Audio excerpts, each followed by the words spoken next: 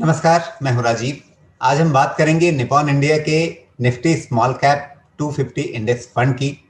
यह फंड अभी 28 सितंबर को शुरू हुआ है इसका एनएफओ, और यह एनएफओ अभी 9 अक्टूबर तक खुला हुआ है। इस एनएफओ के पूरा हो जाने के बाद यह एक ओपन एंडेड फंड के रूप में बाजार में उपलब्ध रहेगा खरीद बिक्री के लिए। और इस फंड के बारे में बात करने के लिए आज हमारे साथ हैं निपॉन इंडिया के डिप्टी हेड ईटीएफ हेमन भाटिया। हेमन जी, स्वागत है आपका। सबसे पहले तो आपसे नमस्ते। यही जानना चाहेंगे कि ये जो फंड है इसकी खासियतें क्या हैं, खास बातें क्या हैं, और एक निवेशक क्यों चुने इस फंड को पैसा लगाने के लिए। जरूर राजीव जी। तो इस फंड को चुनने के मैं कुछ आपको रीजंस बताऊंगा। कुल मिला के 6 रीजंस मैंने नोट डाउन किए हुए हैं। तो सबसे पहला रीजन सेगमेंट एक्सपोजर। जो स्कीम का नाम है वो स्कीम का नेम में आ रहा है Nippon India Nifty small cap 250 index fund. तो ये जो फंड है ये निफ्टी स्मॉल कैप 250 इंडेक्स को फॉलो करेगा, मिमिक करेगा। और ये वाया इस फंड के जो निवेशक हैं उनको 250 फर्स्ट से 500वां स्टॉक 500 स्टॉक मार्केट कैपिटलाइजेशन के बेसिस पे अगर हम उनको रैंक करें तो उन 250 स्टॉक का इन्वेस्टर को, स्मॉल कैप स्टॉक का निवेशकों को एक्सपोजर मिलेगा अगर वो ये फंड में इन्वेस्ट करते हैं, तो जिससे वो स्मॉल कैप सेगमेंट जो है अपने देश के इक्विटी मार्केट्स का जो स्मॉल कैप सेगमेंट है वो सेगमेंट इन टोटालिटी पूर्णता से कवर कर पाएंगे। दूसरा और एक की रीजन है, इसमें रिलेटिवली रिस्क कम हो जाती है अगर आप इसको कंपेयर करें एक्टिव फंड से, क्योंकि एक्टिव फंड्स में जनरली एक फंड मैनेजर स्टॉक पिकिंग करता है, वो सेक्टर सिलेक्शन करता है, तो जो पूरा पोर्टफोलियो चलता है वो फंड मैनेजर के रिसर्च के बेसिस पे चलता है। जबकि इस फंड में क्योंकि इंडेक्स फंड है ये अंडरलाइंग इंडेक्स को मिमिक करेगा, तो जो एक नॉन सिस्टमिक रिस्क कहते हैं हम स्टॉक पिकिंग की और पोर्टफोलियो मैनेजर सिलेक्शन की, वो इस फंड में रिलेटिवली कम हो जाती है as compare to active fund, क्योंकि ये इंडेक्स को फॉलो करेगा। और एक जो रीजन है वो है साइज माइग्रेशन। जो भी निवेशक इस फंड में इन्वेस्ट करता है वो उनको साइज माइग्रेशन का बेनिफिट मिलेगा, क्योंकि जो भी इस फंड में इन्वेस्ट करेगा वो स्मॉल कैप्स जो स्टॉक है वो जब मिड कैप बनते हैं तो उसकी ग्रोथ स्टोरी में पार्टिसिपेट करेगा via investing in this fund, इस फंड में निवेशक इन्वेस्टमेंट के जरिए। और एक और इम्पोर्टेंट पॉइंट जो मैं हाईलाइट करना चाहूंगा कि ये फंड इंडेक्स फंड फॉर्मेट में है, ईटीएफ फॉर्मेट में नहीं है। तो जनरली एक ईटीएफ में आपको डीमैट अकाउंट मैंडेटरी हो जाता है, जरूरी हो जाता है इन्वेस्टमेंट करने के लिए। ये ओपन एंडेड फॉर्मेट में है, इसके लिए इसमें डीमैट अकाउंट मैंडेटरी नहीं है। और उसी कारण से जो एसआईपी है, बेसिकली जनरली इन्वेस्टर्स एसआईपी चाहते हैं, रेगुलरली इन्वेस्ट करना चाहते हैं, तो इस फंड में जो एसआईपी ऑफर होगी वो डायरेक्टली एएमसी के थ्रू ऑफर होगी, एज कंपेयर टू जो ईटीएफ्स होते हैं उसमें जनरली आपके जो स्टॉक ब्रोकर रहते हैं जो स्टॉक एसआईपी ऑफर करते हैं वही एसआईपी ऑफर कर सकते हैं। तो इस फंड में वो एक बेनिफिट है कि एसआईपी डायरेक्टली एएमसी ऑफर कर पाएगी। And last but not the least, ये फंड इंडेक्स फंड है और पैसिव फंड है। इसके लिए इसकी जो टीआर है, जो एक्सपेंस रेशियो होगा, it will be a very low cost fund. अगर आप एक्टिव फंड के कंपैरिजन में देखेंगे तो इसके जो एक्सपेंस रेशियोज होंगे वो बहुत ही रिलेटिवली लो होंगे as compare to any other active fund in the small cap category. तो ये कुछ पॉइंट्स थे जो ध्यान में निवेशकों को रखने चाहिए इन्वेस्टमेंट के लिए। जी बिल्कुल हेमेन, जहाँ तक इन्वेस्टमेंट स्ट्रेटजी का सवाल है तो वो तो आपने बताया है कि इसमें ये चूंकि एक पैसिव फंड है, इंडेक्स फंड है, तो आपको जो बेंचमार्क इंडेक्स आप चुन रहे हैं उसको मिमिक करना है, यानी उसकी नकल उतारनी है पूरे तरीके से। यानी उस इंडेक्स में Correct. जिस जिस अनुपात में, जिस जिस वेटेज में जितने शेयर हैं, आपको अपने फंड में भी उसी रेशियो में, उसी अनुपात में उतने ही सारे शेयर रखने होंगे। अब Correct. तो इसलिए सीधा सवाल अब ये बनता है कि यहाँ से 1 से 3 साल का अगर हम नजरिया लें, तो स्मॉल कैप कैटेगरी का खास तौर पे, चूंकि हम स्मॉल कैप इंडेक्स फंड की बात कर रहे हैं, तो स्मॉल कैप कैटेगरी को लेकर के आपका नजरिया क्या है, किस तरह की चाल रहेगी इसमें। देखिए, अगर आप देखते हैं हिस्टोरिकली, हमने एक एनालिसिस किया हुआ है कि हिस्टोरिकली 2005 से 2020 करंट 15 सितंबर 2020 तक अगर आप कैलेंडर ईयर रिटर्न्स देखते हैं अगर स्मॉल कैप कैटेगरी के विजाविज निफ्टी 50 इंडेक्स जो एक और से निफ्टी 100 इंडेक्स जो एक लार्ज कैप कैटेगरी को रिप्रेजेंट करता है, generally small caps under perform कर, हर साल किसी भी साल जब अंडर परफॉर्म करते हैं उसके बाद बहुत शार्प बाउंस बैक देते हैं। अब आप 2006-2007 का पीरियड ले लीजिए, 2006 में 7.5% का अंडर परफॉर्मेंस था relative to Nifty 100 index, small cap 250 index का। 2007 में इस स्मॉल कैप इंडेक्स ने रिलेटिव टर्म्स पे 37% का आउट परफॉर्मेंस दिया था vis the large cap index. ये जो बेसिकली ट्रेंड है ये ऑलमोस्ट हर साल के बेसिकली अंडर परफॉर्मेंस के बाद बाउंस बैक जनरली आती है। लास्ट 2 साल 2018 और 2019 में अगर आप देखें तो स्मॉल कैप कैटेगरी ने रिलेटिवली लार्ज कैप को अंडर परफॉर्म किया है। तो जनरली ट्रेंड के विपरीत हुई है ये चीज। और अगर आप करंट ट्रेंड पकड़े 2020 का तो निफ्टी 100 इंडेक्स ने calendar year to date 4.2% negative returns दिया है और स्मॉल कैप 250 इंडेक्स ने 7.5%, 7.5% पॉजिटिव रिटर्न दिया है। तो अब लग रहा है कि शायद ये ट्रेंड चेंज होगा। जैसे पूर्वी सालों में कैलेंडर ईयर्स में relatively small cap bounce back करते थे, ऐसे शायद स्मॉल कैप इस साल में अब बाउंस बैक दिखाने की कोशिश कर रहे हैं। एंड अगर बाउंस बैक दिखाएंगे तो हमने देखा हिस्टोरिकली बाउंस बैक बहुत ही शार्प आता है। तो जनरली फिर 1 to 3 ईयर्स रिटर्न और 5 ईयर्स रिटर्न जनरली बहुत बढ़िया हो जाते हैं स्मॉल कैप के रिलेटिव टू लार्ज कैप्स। जी, तो इस समय यदि हम देखें तो क्या आप कह सकते हैं या कहना चाहेंगे कि इस समय जो रिस्क रिवॉर्ड रेशियो है वो स्मॉल कैप के पक्ष में आ गया है, उसके अनुकूल हो गया है? जरूर। तो जनरली हम एक रिस्क रिवॉर्ड रेशियो को देखने का एक पैरामीटर ये है कि आप इंडेक्स के फ्री फ्लोट को कंपेयर करें। तो अगर आप स्मॉल कैप 250 इंडेक्स को अगर कंपेयर करते हैं एक large cap index, for example Nifty 50 जो सबसे प्रसिद्ध इंडेक्स है लार्ज कैप कैटेगरी के लिए, स्मॉल कैप 250 का अगर आप 2018 जनवरी 2018 का अगर फ्री फ्लोट देखते हैं, स्मॉल कैप 250 का free float as percentage to Nifty 50 index रफली 12 से 13% रहा है। वहां से हमने देखा है कि स्मॉल कैप कैटेगरी में बहुत ज्यादा शार्प करेक्शन आया है लास्ट 3 से 4 साल में। और अगर आप करंट फ्री फ्लोट परसेंटेज देखते हैं स्मॉल कैप इंडेक्स का रिलेटिव टू निफ्टी 50 इंडेक्स का, तो क्लोज टू 9% फ्री फ्लोट दिखा रहा है। तो 12.5% फ्री फ्लोट परसेंटेज से 9% हो चुका है स्मॉल कैप का free float relative to Nifty 50 index, which means के जो रिस्क रिवॉर्ड रेशियो है वो टर्न हो रहा है फेवरेबल स्मॉल कैप में एंट्री लेने के लिए। और निवेशकों के लिए ये एक अच्छा मौका होगा इस साल में अब एंट्री लेके लॉन्ग टर्म के लिए इन्वेस्ट करने का। जी, लेकिन एक पैरामीटर आप इस्तेमाल करते हैं कि जो बेंचमार्क आपने इस फंड के लिए चुना है स्मॉल कैप इंडेक्स, उसके कंपैरिजन में यदि निफ्टी 50 इंडेक्स को देखें, दोनों के वैल्यूएशन का जो रेशियो निकलता है वो एक समय 300 के ऊपर निकल गया था, अभी वो लगभग बराबर पे आया है। कोई ऐसा मौका भी आ सकता है जब स्मॉल कैप का वैल्यूएशन जो है वो निफ्टी 50 से नीचे चला जाए? इसका मतलब ये होगा कि आप लार्ज कैप के कंपैरिजन में स्मॉल कैप को अंडर परफॉर्म करते हुए भी देख सकते हैं, ऐसा भी समय आ सकता है।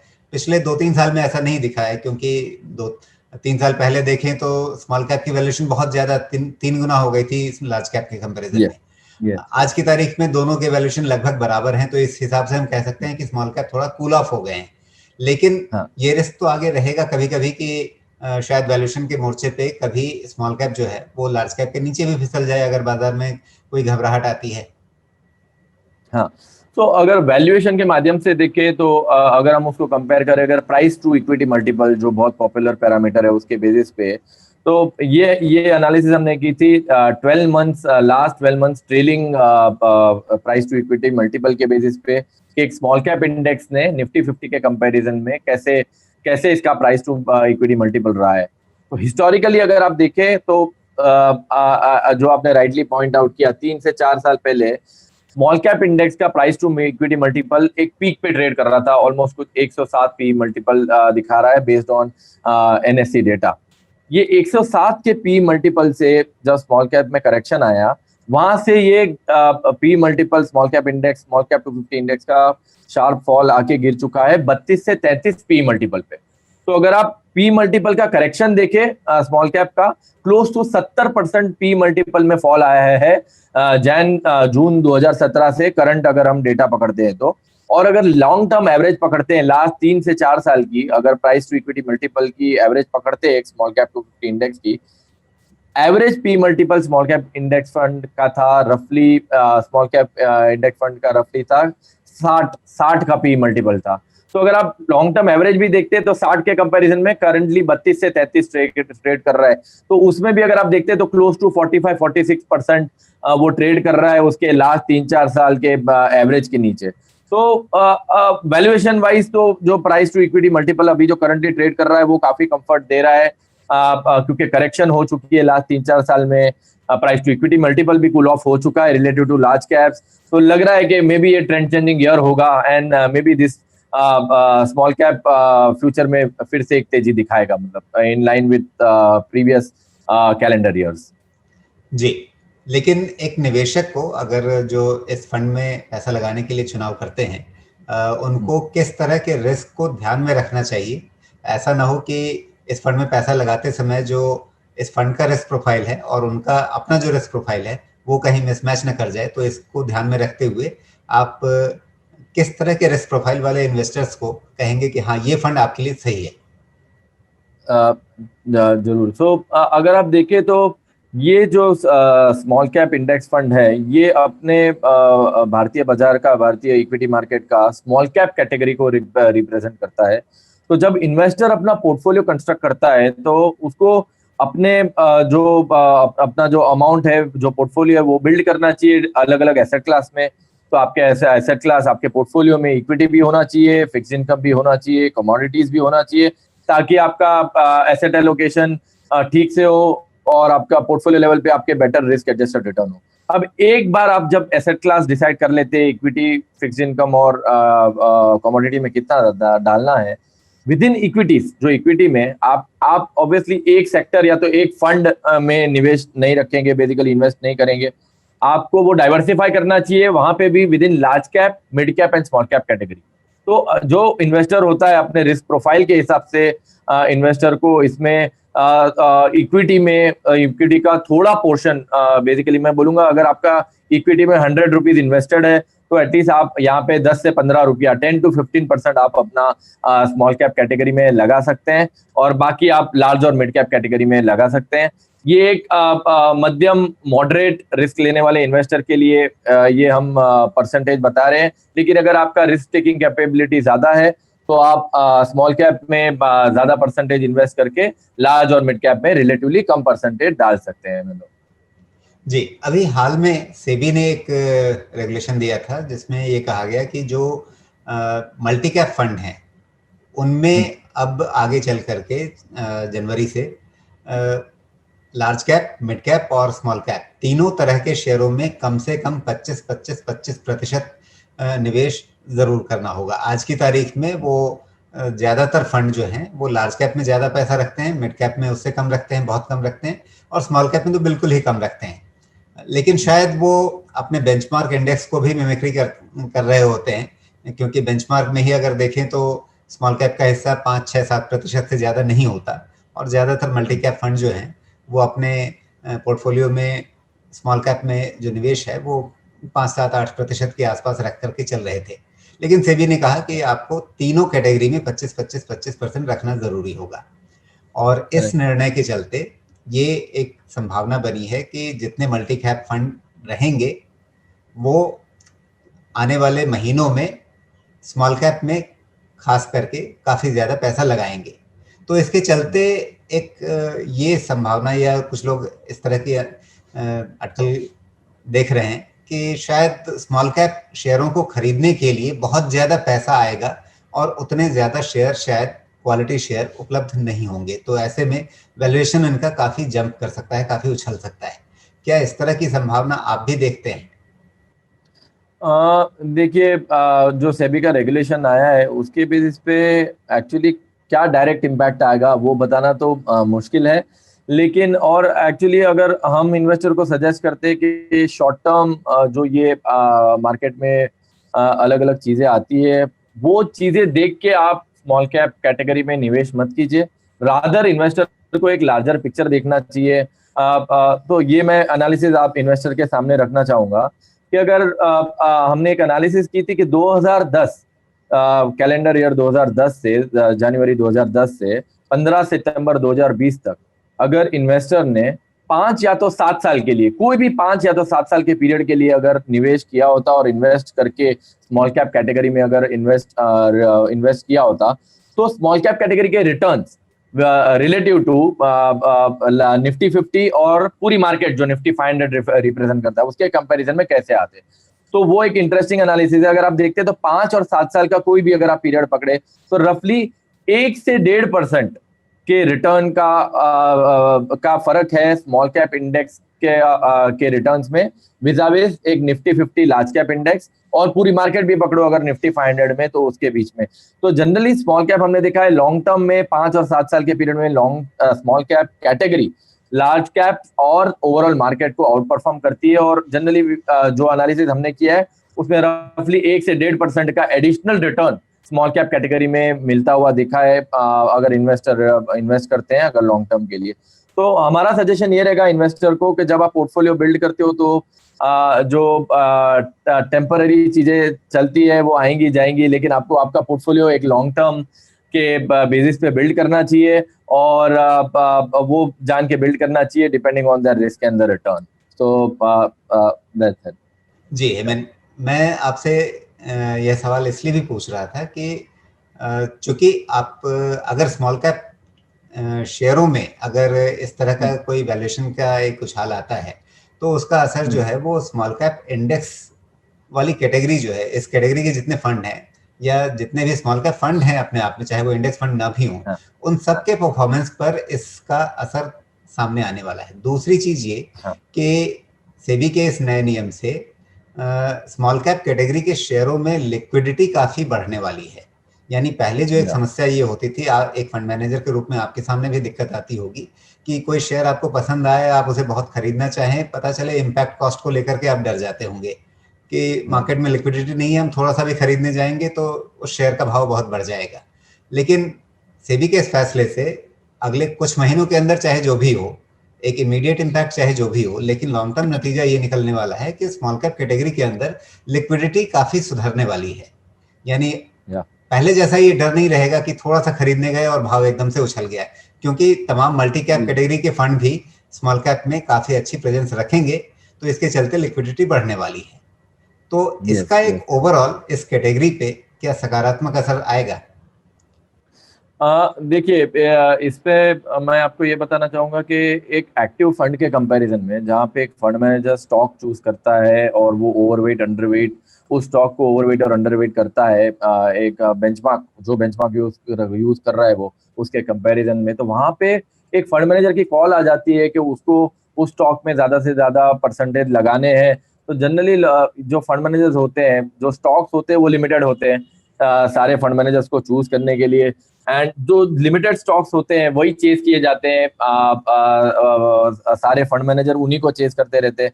इंडेक्स में ये दिक्कत कम हो जाती है, जो मैंने आपको कहा था फर्स्ट स्लाइड में कि एक नॉन सिस्टमिक रिस्क होती है स्टॉक पिकिंग की, सेक्टर सिलेक्शन की, वो कम हो जाती है, क्योंकि यहाँ पे हम कोई पर्टिकुलर स्टॉक या तो सेक्टर चूज नहीं करने वाले हैं, हम पूरे के पूरे 250 स्टॉक में जो स्मॉल कैप कैटेगरी को रिप्रेजेंट कर रहे हैं मार्केट में, उस पूरे सारे के सारे 250 स्टॉक में हम अपना पैसा लगाएंगे वाया इंडेक्स फंड, नकल उतारेंगे निफ्टी 250 स्मॉल कैप इंडेक्स की। तो अगर आप स्टॉक वाइज देखते हैं तो ये बहुत ही ज्यादा डाइवर्सिफाइड इंडेक्स है। आपको मैं कुछ नंबर रखूंगा आपके सामने। इंडस्ट्री वाइज अगर आप देखें तो जो 250 स्टॉक है ये टोटल 35 इंडस्ट्री को रिप्रेजेंट कर रहे हैं। तो अगर आप ये इंडेक्स का डाइवर्सिफिकेशन देखते हैं तो निफ्टी 50 इंडेक्स जो बहुत पॉपुलर लार्ज कैप इंडेक्स है उसके कंपैरिजन में ये इंडेक्स बहुत ज्यादा डाइवर्सिफाइड है। अगर निफ्टी 50 में आप नंबर ऑफ इंडस्ट्रीज देखते हैं सितंबर एंड पे तो रफली 19 इंडस्ट्री आ रही है, उसके कंपैरिजन में यहाँ पे 35 इंडस्ट्री है, विच शोज दैट ये बहुत ज्यादा डाइवर्सिफाइड है। जो टॉप स्टॉक है इस इंडेक्स में उस स्टॉक का वेटेज 2% से ज्यादा नहीं है। ये मैं डेटेड 15 सितंबर 2020 बात कर रहा हूँ। वेटेजेस चेंज होते जाते हैं विद चेंज इन प्राइस, लेकिन 15 सितंबर को की दिन अगर हम कट ऑफ पकड़ते हैं तो 2% से ज्यादा एक स्टॉक का वेटेज नहीं है।